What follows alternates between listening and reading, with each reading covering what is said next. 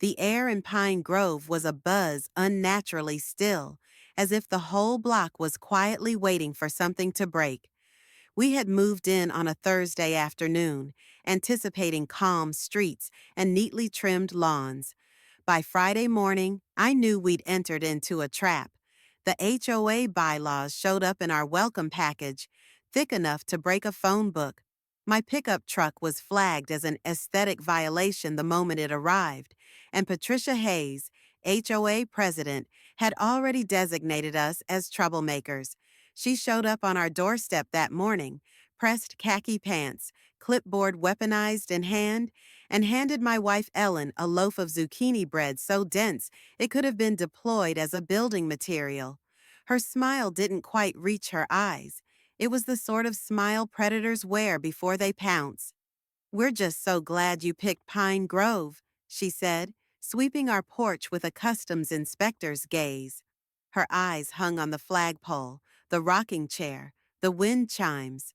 Our son Ryan stood next to me, quiet and watchful, his sheriff training quietly engaged. Later, while we were unpacking, Ryan grumbled, "The camera in her porch light scans every 8 minutes. You picked up on that in one visit?" I asked. "She wants everyone to know that she's watching," he answered. Ellen dismissed it. I didn't. Ryan was correct. Patricia wasn't only a control freak, she was a predator who was afraid of being seen. The next morning, a citation sat on our mailbox, trash cans out on the curb. We hadn't even had a chance to unpack them yet. On the opposite side of the street, Patricia waved pleasantly as she watered her grass, her smile a silent checkmate. Ryan was already breaking down the HOA charter. "This paragraph is from 2008, he pointed out, replaced by a 2011 county rezoning, and this one violates state setback laws. Fully half of these bylaws can't be enforced." "You double-checked this already?" I asked, shocked. "County database," he snapped the binder shut. "She's got a paper empire that wouldn't last traffic court." From then on, Ryan tailed her. Routes, routines, even the direction her shoes were pointing at neighbors' houses. "You staking out the neighbors?" I asked.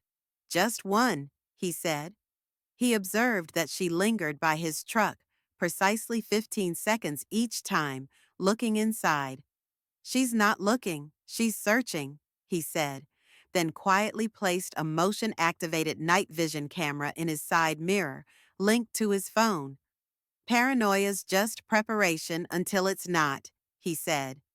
3 nights after that, unable to sleep, I walked outside. Ryan sat on the porch, phone glowing. "She returned," he told me, holding up the video. Patricia, 1:43 a.m., barefoot, pajamas, whispering at the window of his truck. "Still think you're in charge?" My skin crawled. "She's testing us," Ryan said, then reached up to pull out a device concealed within our porch light, a signal repeater linked to her network. "She's not just watching, she's listening." This had nothing to do with trash cans or lawn regulations. It was about control, and Patricia had no idea she was messing around with a sheriff who did not blink. But then Ryan discovered something even more sinister, a tracker embedded under his truck, sending out his location. This wasn't about revenge. This was about war. We figured she'd leave it alone. She escalated instead. Citations were issued quickly. Unauthorized structure, his rolling toolbox, concealed behind our fence. Decorative mailbox infractions, stamped photographs taken from her car. "She's goading me," Ryan grumbled. We went to the subsequent HOA meeting in a damp rec center under humming fluorescence. Patricia was seated at the center, clipboard as scepter, smiling when we entered. She went on about pet rules, fence heights, before leaning into the mic. "We must protect Pine Grove's tone." Ryan raised a hand. "Define tone." She blinked. "The look, the feel, the behavior outlined in our bylaws." "Does Clause 12B support that?" Her grip tightened. That's about accessory structures. No, Ryan said coolly. That's a 2008 clause, voided by a 2011 amendment. Whispers filled the room. I've sent a compliance review to the state, he added. Her smile cracked. This isn't a courtroom, Sheriff Bennett, she snapped. Gasps ensued. She had exposed him. I asked a question, Ryan replied. You answered badly. She closed the meeting, clipboard shaking. Outside, a neighbor, Greg, grabbed us and pulled us aside. She's vindictive. Last guy who questioned her lost his fence, his mailbox, even had his car towed over a leak that never happened. Why'd you post her board? Ryan asked. Greg paused. Her backyard cameras face other houses. She knows I'm looking, Ryan said. She doesn't know what I've discovered. The next morning, no citations. She's retracing, Ryan said at breakfast. 2 missed calls appeared on my phone, both times when Ryan was alone in his truck. At 3:21 p.m., Patricia had slid into his unlocked truck and never came out. The truck rested ever so slightly crooked in our driveway, 10 degrees off. Ryan never parked with flaws. Ryan? I hollered. No reply. Passenger door open, a shadow within, and then my phone vibrated, a text from Ryan. Porch light blink code, trouble. I looked. It was blinking twice, his code for trouble. I brought up the feed. Patricia was in the passenger seat speaking quickly, her hand close to her purse. You've been disruptive, she said.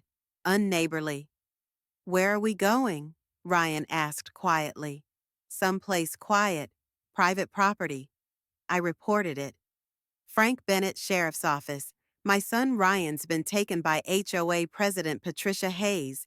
She's armed. They're in his truck. The live stream displayed her leading him down a dirt road. Her fingers drummed on her purse restlessly. You think I'm stupid? She snapped. I know people like you, your badge, your rules. Ryan didn't answer. You've been watching me. That porch camera. I found it. Why are you afraid? He asked. I ain't, she spat. You're the danger. Your dog. Your banner. Then, the last fellow who doubted 12B had an accident. Turn to the right, she commanded. She made him excavate. What happens when they discover this hole? Ryan inquired. They won't, she replied, talking rationally as he dug. Clause 12B never came into effect on our plot. You falsified the zoning. She advanced on him, gun lifting. You can't prove it. Sirens wailed in the distance. You phoned for help? She bellowed. No, said Ryan. I called my father. She looked trapped. The signal dropped. We sped down the road. Deputies close behind. She shook. You think I won't shoot? Please don't, said Ryan, calm, steady. It shook her. She shifted. So did Ryan, disarmed her, pinned her down, held her screaming into the earth. I fixed this street, she screamed. I kept you out. You're not the queen, she spat as cuffs clicked. You're playing a board you don't understand. Later, Ryan whispered, what if the HOA is just the surface? He delved deeper.